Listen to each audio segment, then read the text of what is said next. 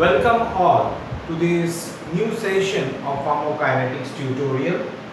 Today's topic of discussion is IV infusion in one compartment open model. As this discussion is as per the requirement of the PCI syllabus, that is mainly for B Pharms in India. Now let us first go for understanding the concept. IV infusions, when we say infusions, it is little bit different from that of the bolus administration. The bolus administration means when the drug is given through intravenous route in a bulk form at a time, which shows an instant maximum bioavailability.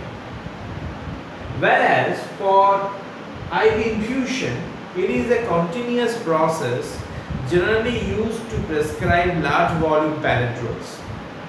And that's why there is, in the case of IV bolus, there is no rating process.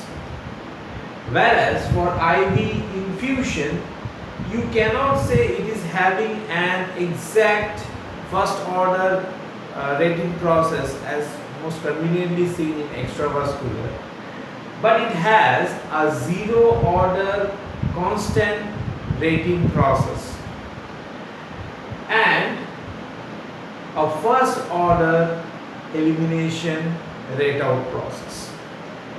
In between this, the drug stays, if you think of a time t, so obviously x is the amount of the drug and which corresponds to the concentration with Vd as a proportionality constant.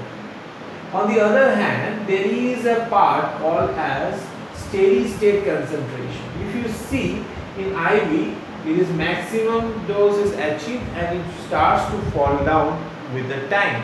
That shows the elimination. Whereas in the case of IV infusion, instantly when you give a start, so it maintains a zero order rate process. So you can see concentration versus time gives a straight line. The slope gives a rate, the zero order rate at which the drug is going inside your systemic circulation. And upon achieving the steady state concentration, your rate in process, so what happens, initially it goes straight and then it starts to bend little bit as the elimination process starts and starts to take on the rating process, that is the rate out process. So it starts to bend up here, and a point comes when the rating process and the rate out process are equal. So when they are equal, at that point you achieve a steady state concentration. But the time for a steady state concentration is very difficult to say. It totally depends upon the time till which you prolong your infusion. So that's why while considering the steady state concentration, we assume that the time required for it is infinity. Somewhere we may give an infusion for 12 hours, somewhere it may drag to 24 hours, somewhere it may be for 8 hours depending upon the requirements. So that's why the steady state concentration on achieving, we assume that the time for the steady state concentration maintenance is infinite. So these are the primary considerations which we make it for our calculation. On the other hand, as usual, I say the few mathematical concepts which we will be using, that is concept, we can say e to the power minus infinity equals to 0. E to the power minus infinity equals to 0. And this is regarding the Laplace transformation what we are going to do. For a details overview of the concepts, the mathematical concepts, the link is provided below in the description. please go through it once before starting this video. So let us start off the discussion. So generally, as I told, so the degree of drug presentation equals to rating minus rate out. So if we just convert this into a Laplace, so it will become as usual S x bar minus x naught equals to, we can say that, so this is a constant over here. So we are having some constant over here. So that is K naught by S. Generally constant should be divided by S in the Laplace minus K E x bar. Now for this x naught consideration, you have to think. At 0 time, if you consider how much amount of the drug might be present, so you can say at 0 time the concentration of the drug is 0. So the amount of the drug in the systemic circulation will also be 0. So this is neglected. So we are getting something like this.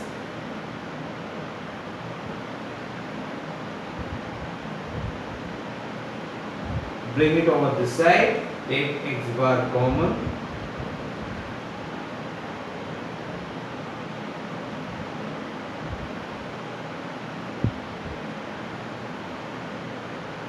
Again, x bar equals to K naught by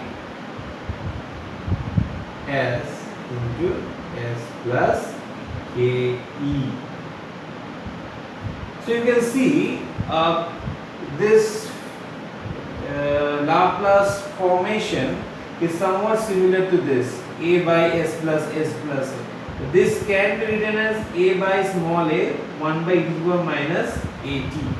So if we write this in the Laplace value, we can write it as x in fx value. It will become x equals to K naught by K E 1 minus e to the power minus K E T. So this is what we are getting in the equation. Now we can also rewrite this as x. We can say that x equals to Vd into C. So we just replace the value as Vd into C and bring the Vd at the down. So by rearranging, we can get it as K naught by Vd into Ke 1 minus e to the power minus Ket. So this is what we are getting. Okay. So hope so you understood. We are getting this value in terms of concentration. Now if I assume a condition of steady state, so if we assume a steady state condition, I told you the value of t equals to infinity. So when c equals to CSS, t equals to infinity. So therefore what will be the equation? So if we consider this as equation 1, so the steady state concentration equals to K naught by Vd into Ke. What will happen over here? E to the power minus Ke t. So Ke infinity. Ke into infinity, it will be infinity. So e to the power minus infinity. So e to the power minus infinity is 0. 1 minus 0, 1. So K naught by Vd into Ke multiplied by 1 means this is the value. So this is equation 2. Putting the equation 2 in the equation 1, K naught by Vd into Ke equals to CSS. So we can write the current equation as C equals to CSS 1 minus e to the power minus Ke t. So this is the equation what we get. Okay. So this is the equation what we get. Okay. Hope so you understood the concept.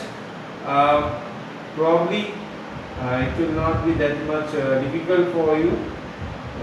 So if we plot, one thing we can write it over there. If we plot concentration versus 1 minus e to the minus KET, we get a positive slope. Okay. So we get a positive slope, and the slope value equals to your steady state concentration. So this is what we are getting. Now, this is somewhat we came to know about the infusion. So infusion suggests an initial zero order, you can say the dumping of the drug. So it takes long time. It takes longer time to achieve a steady state concentration. I will just now discuss this, how long it takes. So I will make it clear that it takes very long time to go for, you can say, achieving the steady state concentration. Anyhow, so there is a requirement for a loading dose. A loading dose gives an instant steady state concentration level and is maintained till your IV infusion achieves the steady state concentration. So generally it is been given up here, suppose it may be somewhere here. So it starts to fall and it reaches over here. When it reaches, so it goes down. In meanwhile, IV infusion takes on the concentration. So what we can say, somewhat your steady state concentration is maintained. So how we can do the calculation? So we will take this value, the same value over here, what we are having. So I will consider XSS. You can write X naught, you can write SS, whatever. So this as your what you can say a loading dose equals to VD into CSS. So that's the target. You need to achieve a steady state concentration. So you are getting this. Now what we are going to do is very clear. Now CSS equals to what you can write. Already we have made from the equation to it's this one. So K naught by VD into KE. So VD cancel. We get K naught by KE. So this is what we are getting from the equation.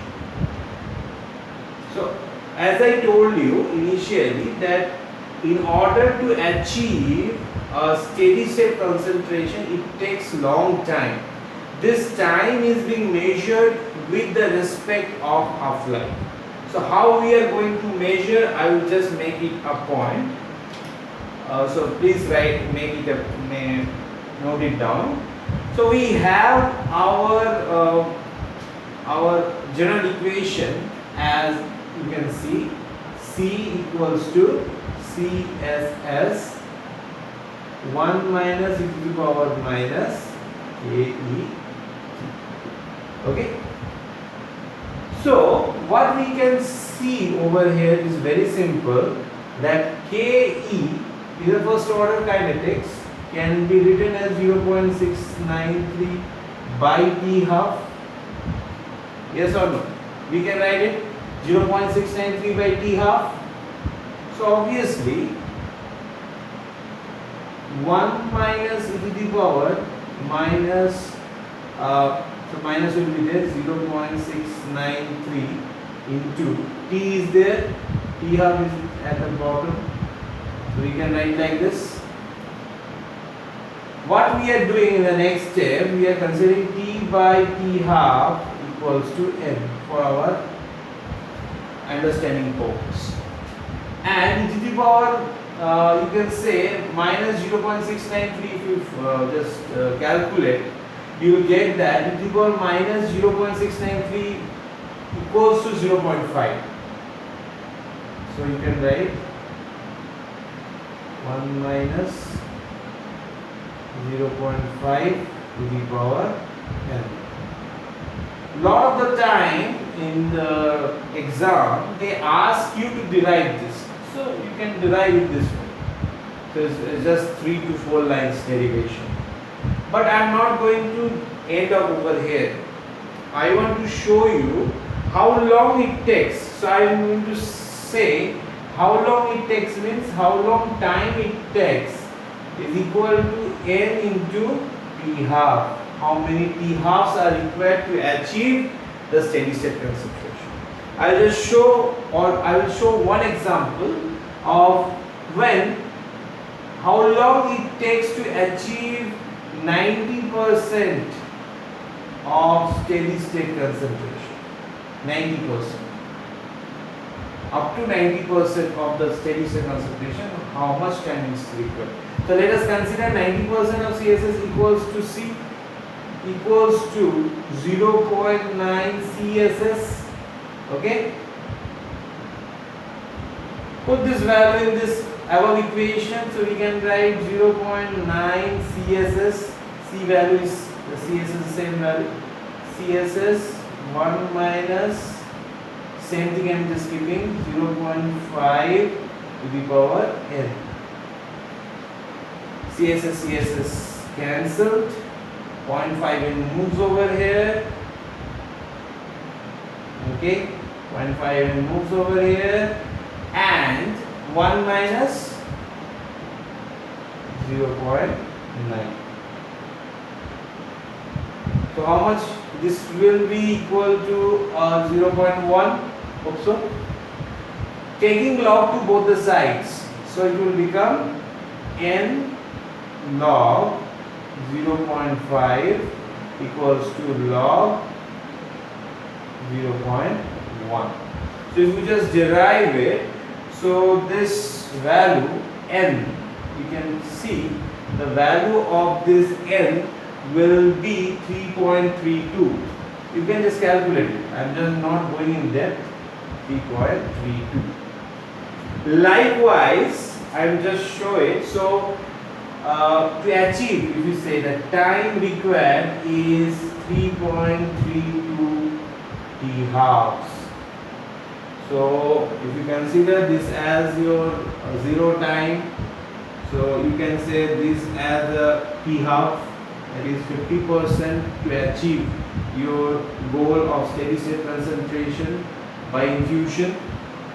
So like this, you need 3.32 t halves in order to achieve the steady state. It's a very long, it's quite a long time. Now like this, you should remember, lot of the times MCQs they ask, lot of the times in the they ask you to derive, so the derivation will be in the same process. So they may ask you different conditions. What are the conditions? Let me say, first condition, as I described, 90% of the steady state concentration, 95% of the steady state concentration, and 99% of the steady state concentration. So what you have to derive, you have to see what is the value of T. You have to show it in terms of how many half-lives. So in this case, you have to actually get the value of n. So what is the value of n? Firstly, it is 3.32. Next value, it is 4.32. And third value, it is 6.65. So this thing you have to remember. Okay. Probably another important thing which I just missed off, I forgot to tell you, was even the clearance can also be determined from this equation, general equation. That is, if you consider this equation, so obviously I will just take a space over here so that it will be helpful for me to explain. If you consider this equation, VD into KE is actually what we call as total clearance. So just reciprocate it.